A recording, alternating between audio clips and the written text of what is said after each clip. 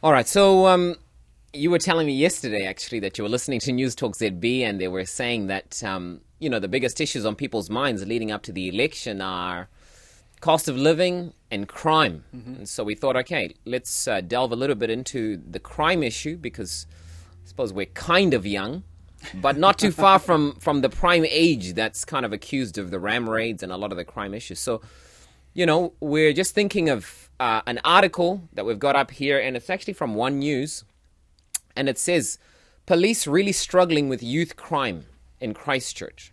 So obviously youth crime is a big deal, but one of the challenges was people are saying people are not being as tough on crime. So I didn't grow up here, but I was a rebellious youth for the little time I was here.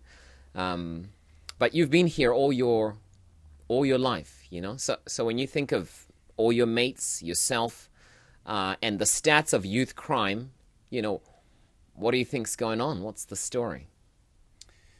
Yeah, I don't know, man. It's like looking back on my teens. We used to do things that I wouldn't consider as bad as they are now. So, like, I would sneak into nightclubs and stuff with my mates when I was underage.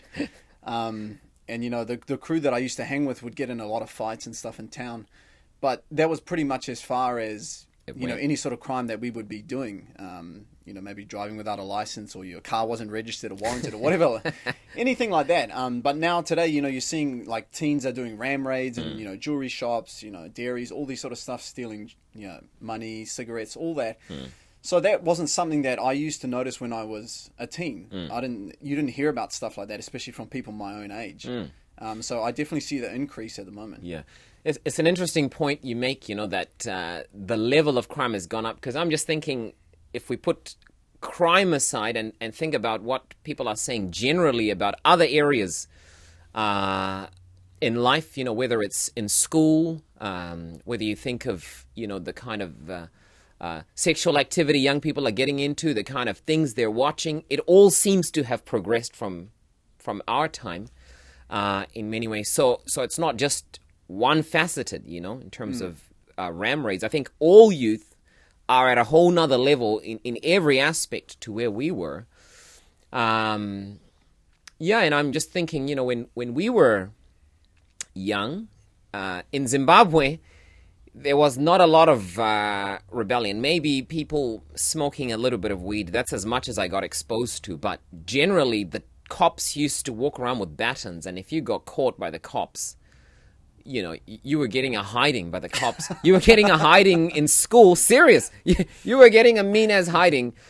You wouldn't even worry about prison. You'd just get a hiding. And so generally, none of the people in my circles were known for robbing shops or anything like that, because first of all, I was thinking, bro, if my nana catches me, I'm dead. It's over. So home was scary enough. School, there was enough things to deter me from going there. And so I never ever even got near the cops, because there were too many barriers before you get there to stop you from getting there. But when I came here, one thing that was shocking was people here used to talk back to cops. Like, people weren't even scared. People would just make a mockery of cops. Yeah. So there was generally no real respect for authority, and people felt like, what are you going to do? Like, what are you going to do? Like, what's the cop going to do? You can't do anything.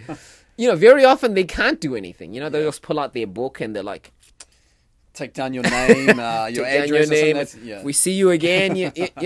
People weren't afraid of authority. Yeah. Yeah.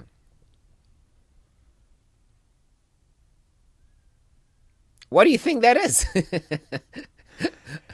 Why do I think people are not aren't afraid of the cops? Don't have a respect for the cops. Like, people can swear at cops and no problem.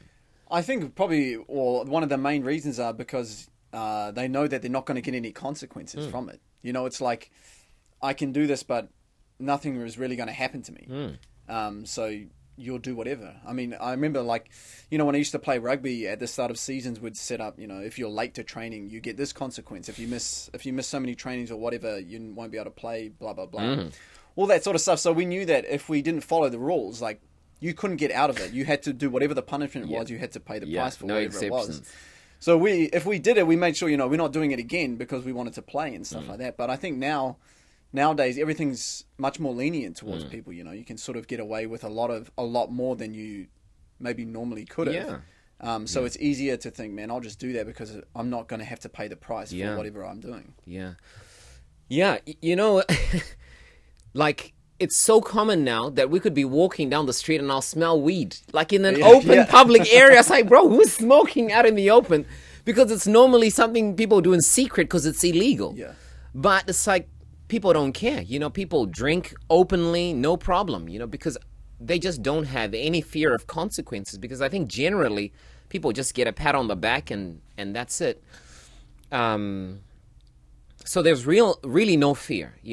I got here, like, the whole weed scene, that was really as illegal as it got. Maybe people were doing MDMA and just those kind of entry-level drugs.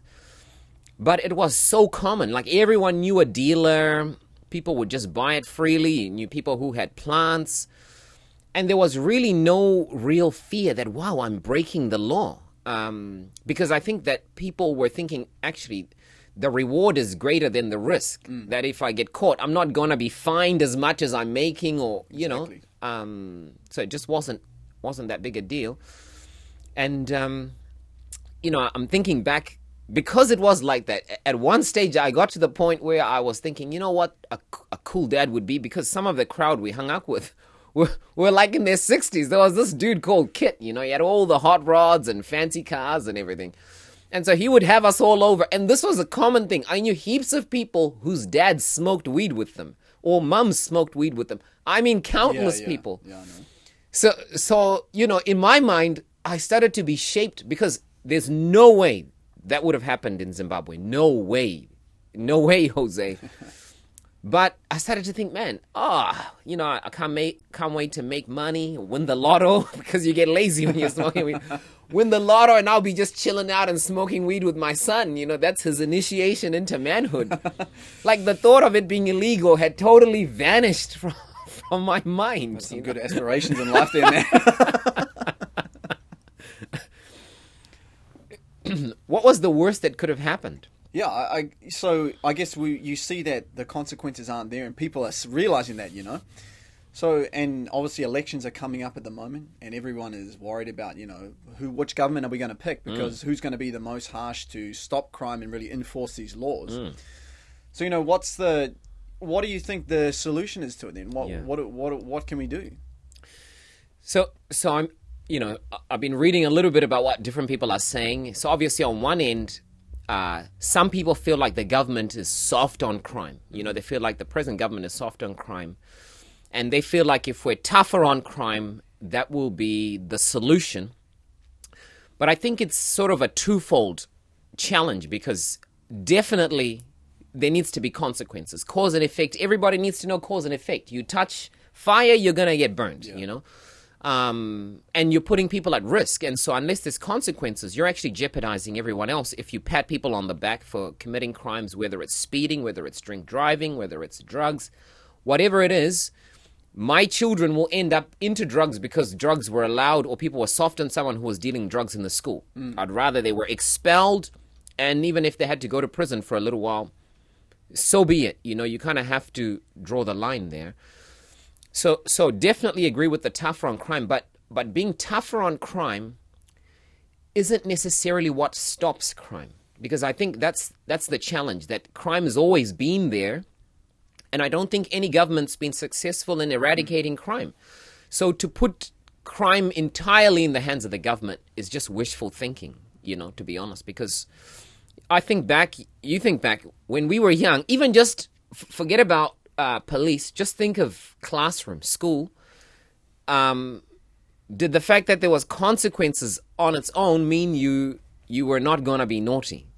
Or parents had rules in the home, so therefore I'm not going to break them. You still break them. You still break them. I still snuck out. I still stole the car. It's not enough just being tough on crime, Yeah, it's an interesting thought, because, like I said, I was listening to News Talk ZB, and, everyone's ringing up saying, we need a new government because we need harsher penalties for crime and all this stuff. And everyone's putting the onus on the government. Like, they are the people who can stop it or let it go. And it's like, interesting point. You said, it's not just the government. We have to look at ourselves as individuals. And we say, oh, crime is on the increase. What are the government doing about it? But really, I think it's just it's our way of the way that humanity's going, the way that mankind's going. You just see us sort of declining in a way where people are, getting used to doing more crime. It's becoming more normal. Committing things like that are just easy, and it's like it's becoming naturally a part of who people are. Totally. And it's sort of going on a one-way slippery slope, So I don't think it's a government that can stop it. It starts with individual people. Totally. So we shouldn't really be looking the government. We got to look at ourselves. Yeah. Because we are the ones committing the crimes. It's the normal people that are committing the crimes, not the government. Yeah. I live on Swanson Road. Not sure if I should state that. People are going to come looking for you, man. But I live out west, and, it's like police sirens all the time. You're out here often, just police sirens all the time. And they say that, there's constant ads about joining the police force. So I don't think there's a shortage of cops. It's like you can double the amount of cops, but that's not really the issue here.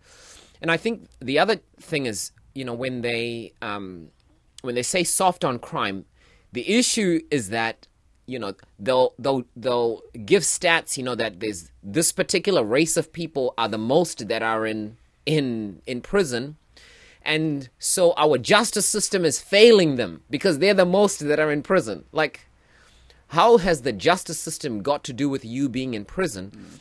And so then they think, okay, maybe we need to find a new strategy because, we need the court to consider their cultural background because we don't want this many people we want to influence the stats in a positive way.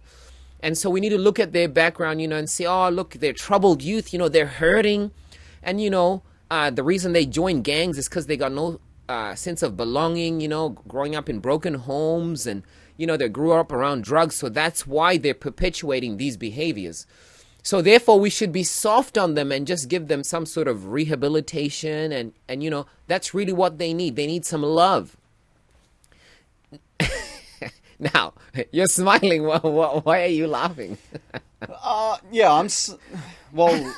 Just as you're talking, I'm thinking, and it's like, I hear that all the time. And they say it's because of their upbringings or, surroundings that they had to grow up with. So, even in my own life, many times, I grew up and we were living in cars. We didn't have any food. We had no money. Times were tough, man. But that doesn't give me an excuse to be a criminal. That's right. Do you know what I mean? Like, I could blame that I had a pretty hard upbringing in terms of I didn't have much stuff. So I turned to crime and stealing and doing ram raids and whatever that is. But that's not an excuse for what I'm doing. Totally. You can choose not to do that.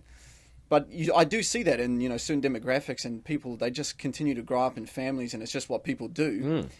And they just get into it and they choose to do that. It's not like you're forced into it and it's because of your upbringing has forced you into that. You still make that choice to do it. So you can't just blame the upbringing and say that's the reason for why these people commit crimes. We can't use that as an excuse. It's not an excuse, yeah.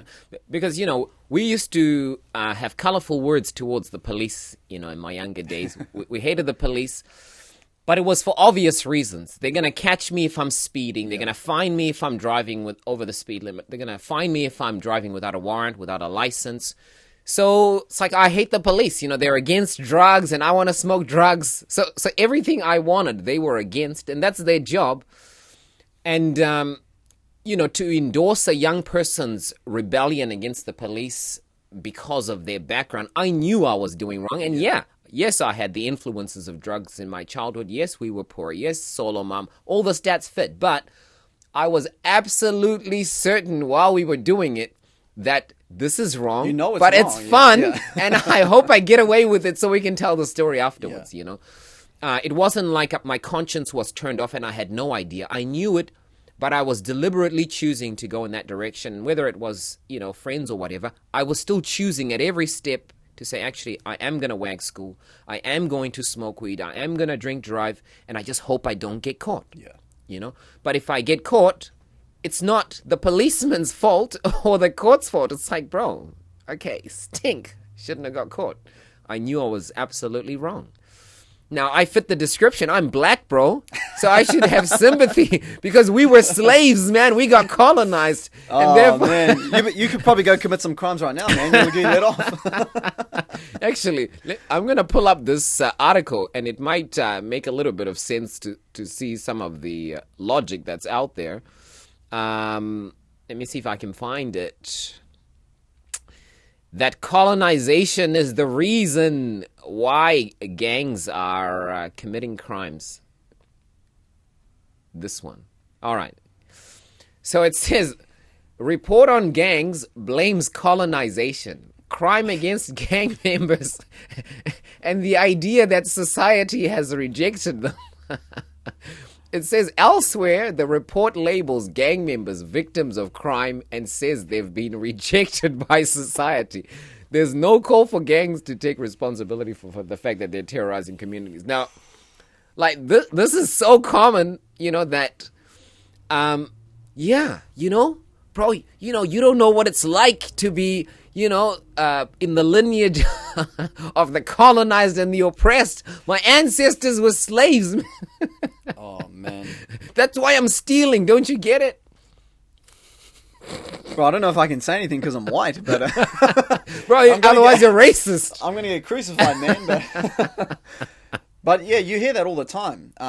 And, to be frank, the harsh reality is that you can't blame what happened to your ancestors hundreds of years ago on what's happening right now. Totally. You have to take responsibility for yourself Totally. and your own actions, not blaming on, what happened all those years ago. So it's...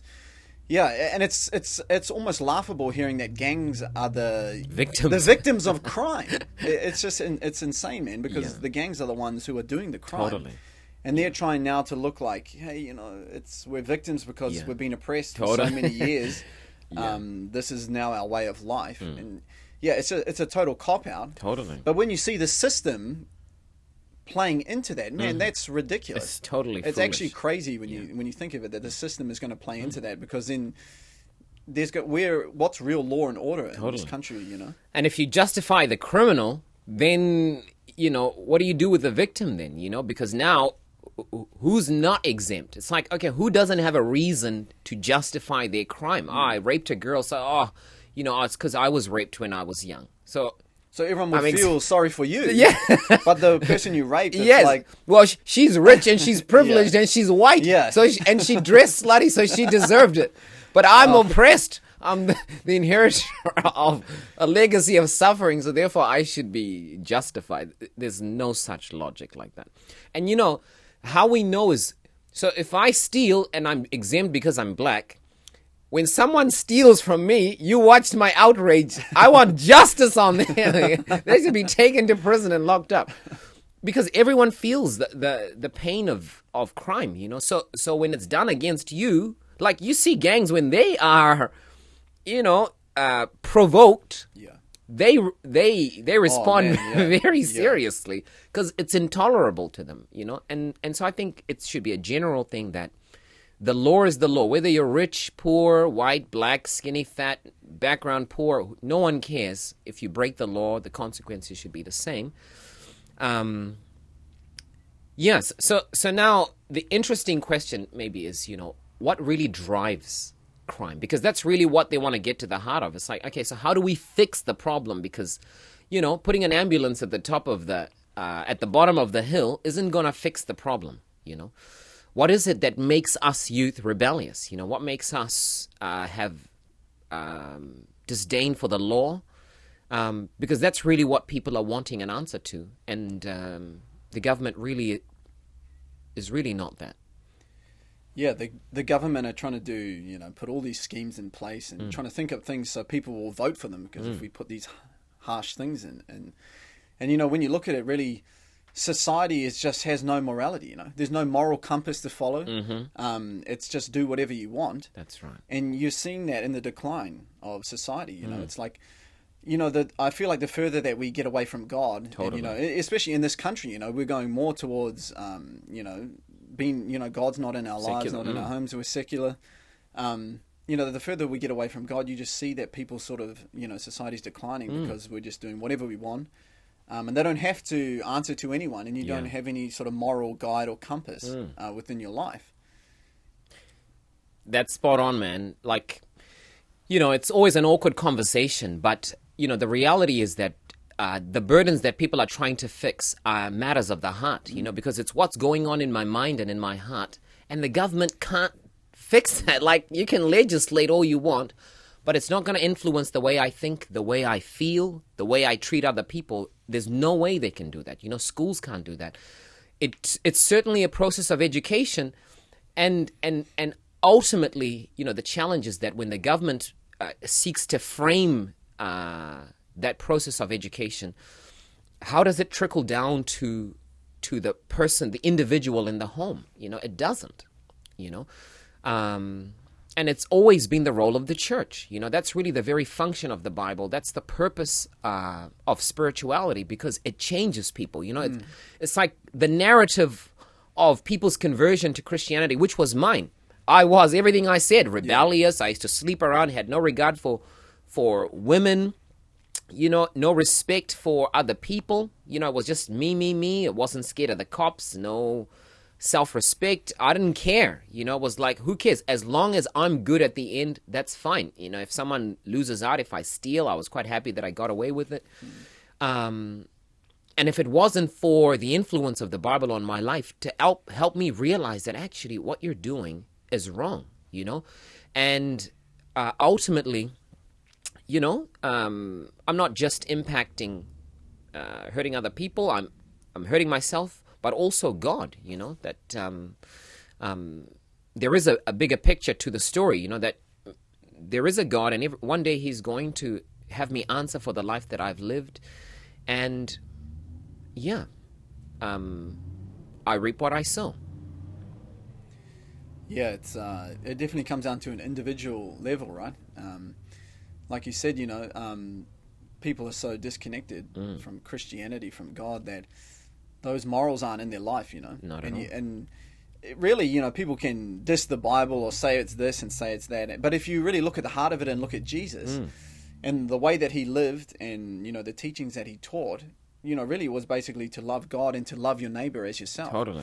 And if you looked at society today, and if everyone was truly loving their neighbor as they love themselves, you said you didn't care if you stepped over anyone Not to at get all. what you wanted, but it doesn't matter if it affected them. But if you looked at them like exactly the same way, you would treat them completely different. And society would actually be functioning in a whole different way. Totally. And then we wouldn't be calling for the government needs to do this on crime and this stuff, because people are taking accountability and responsibility That's right. for themselves and are following these guidelines. That's right. Yeah. It's funny because the Ten Commandments were part of the framework that shaped, the laws of most Western civilization, and so they were just laws. They knew that they were good. And it's what you just said is profound to me, because I was just thinking this morning that, when you read the Bible, God made it national legislation that people should love one another. It was part of the Israelite national law. Like, what country puts in their law for people to love each other? What? How do you legislate love? Now, obviously, you can't force love. Yeah. But it was certainly an ongoing instruction that this is how people ought to live, to have a love for God, a love for one another, and courts of justice should be impartial. Everyone should be treated the same. Now, when it comes from the very top, it trickles down all the way, because it was also instructions to parents that, man, you need to teach your children when you rise up, when you lie down, when you walk by the way. So it was like every facet of society, which in reality, you need both. You need the government, the school, the family, to all be in the same page that, okay, we're upholding morality. We need to be able to reach people to know that, they need to love one another, take care of one another. We're one people. But when you completely separate the two, and that's not to say the government needs to mandate religion. That's a whole different thing. Yeah. But the principles that are there are what shaped the civilization. And they have worked.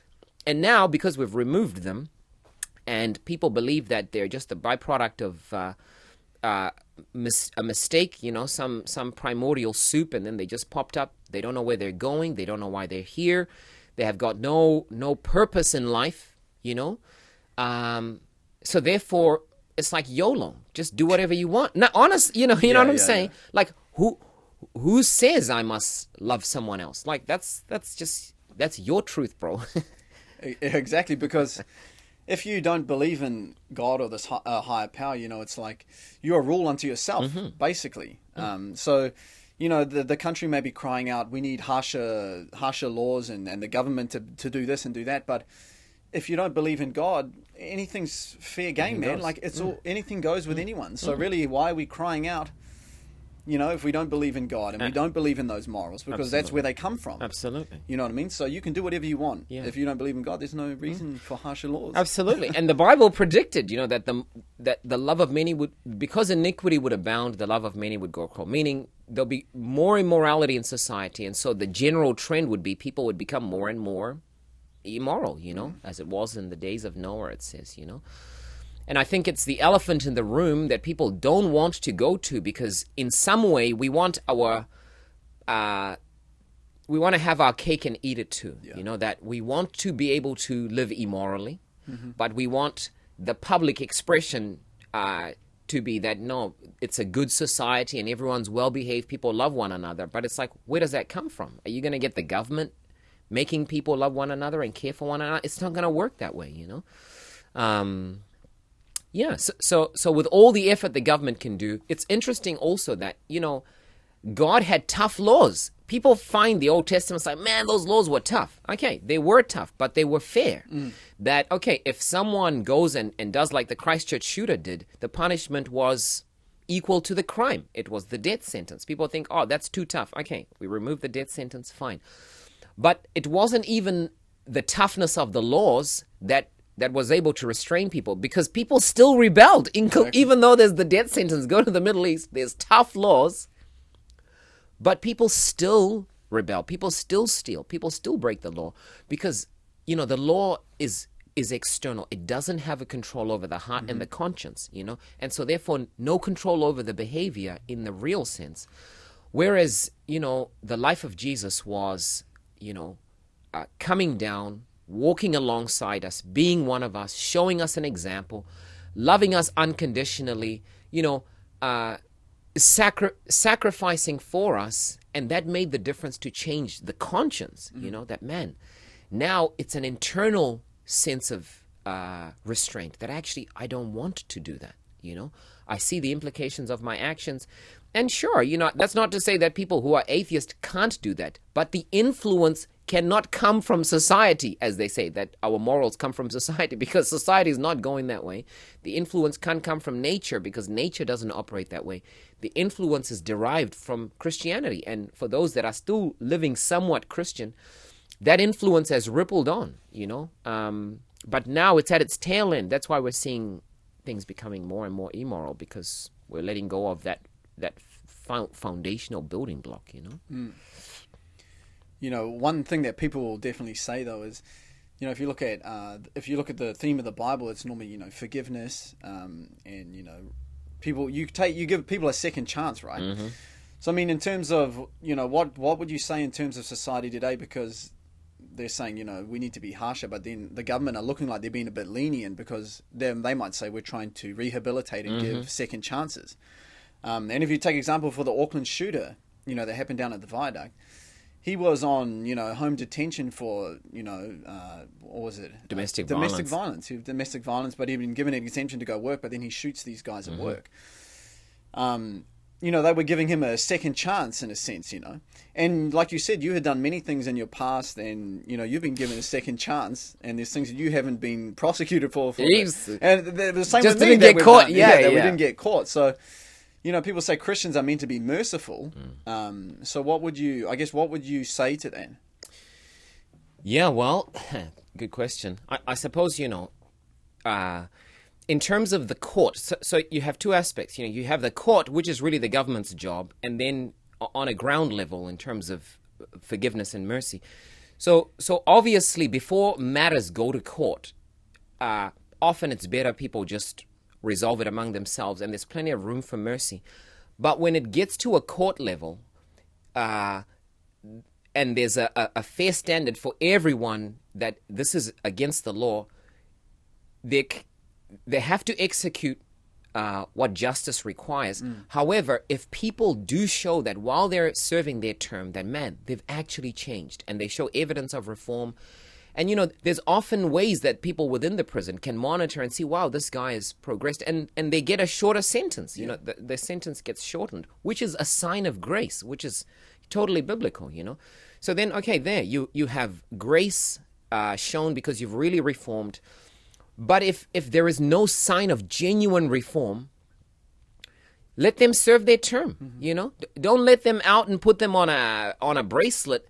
Only cut the term short if there's genuine signs of change. Otherwise, you're just putting other people at risk. And in the Bible, when you fully repent with all your heart and soul, and it's seen in your actions, God wipes away your slate. It's like you come out with a clean slate. So it's not as though there is no room for mercy, even in the justice system. But the problem is that, people are just being let out for whatever reason. And I think a lot of it is just political, a little bit like Barabbas being let out instead of Jesus, And in this case, if there's too many of a certain race in prison and we try and show the public that we're showing them mercy, we're trying to figure out other ways to help them, often it wins votes because, it wins the hearts of people. But it has to be an individual thing, not a race-based thing. That, okay, if Trent shows that he's reformed, then Trent can lower his sentence, because then that becomes the incentive for other prisoners thinking, yeah, wow, he's really changed, and wow, they shortened his sentence. Now, you can't control people faking it, but maybe the term of this probational period of assessment needs to be longer, because you can't fake it for forever. Yeah. So maybe it's a year, maybe it's 2 years to analyze, okay, have they changed? Because if you get 2 years assessment when you got 10 years left, and you get let off with 8 years to go, bro, that's heaps of grace, But you can't fake it for that long. And for those that do, they should be granted that grace, And then they can implement the rehab and all that while they're in prison. And those that respond the best to those programs, they're the ones that get their time cut, But it's done while you're in prison. Decide all that. Don't decide it after I'm out. And then there's the pedophile moving in next door to me and I got kids. No! Leave him in there until he's changed, Yeah, exactly. I think, like you said, you have to, you have to deal with the consequences. Like whatever the justice is for whatever your action is, you have to go through with that, until you show that there is a change. Totally. Because you think about the Auckland shooter, it said days leading up to him actually going and murdering the people at the worksite, that he was saying, I'm going to kill you, to the people in the house that he was living with. In these fits of rage. Red flags, bro.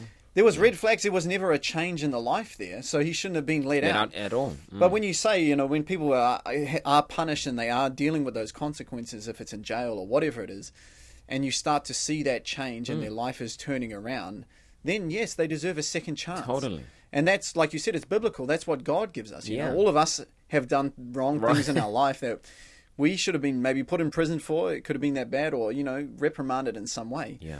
But still, we're shown mercy. Yeah.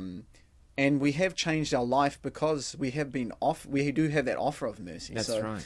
I think that's the difference. And, people can complain as much as they want, but at the end of the day, it's never going to come down to the government being able to stop crime. Totally. It has to start with us. But really, the only way we can be changed is if we come to God. Totally. If we're trying to do things on our own merits, we're never going to be any different. And society's just going to keep going the way it is. Totally. Bro. Enough said. Sweet man.